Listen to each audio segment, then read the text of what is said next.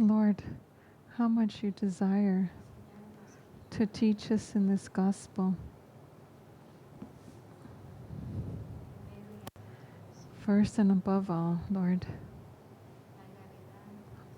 the gravity of blindness, of spiritual blindness and deafness.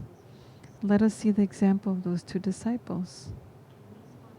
That the same day of your resurrection, having already heard the witness of the women, the testimony of the women who shared what happened at your tomb and that it was empty, and that the angels had told them that he was alive. They did not listen, Lord, that you were alive. They did not listen, Lord, but rather they went on the path of Emmaus, commenting, conversing, discussing what had happened.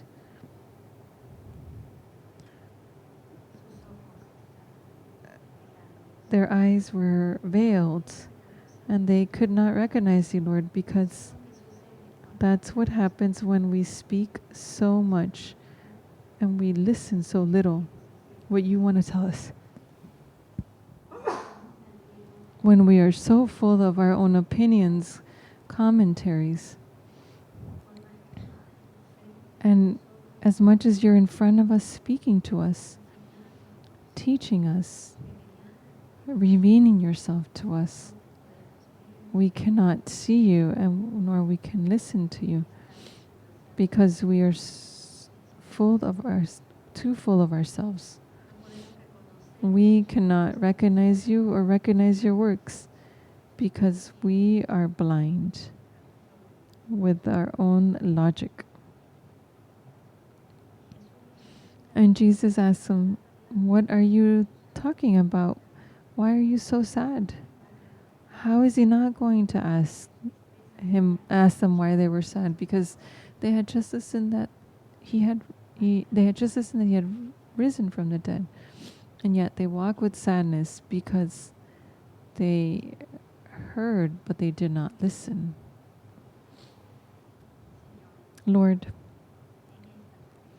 in this Eucharist, forgive us for the times that we have you right in front of us in the altar.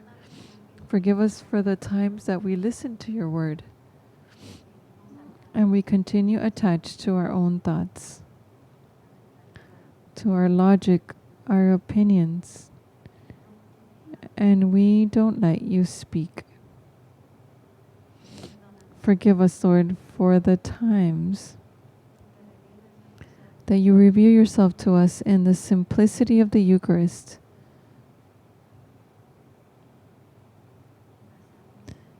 And we pass far away.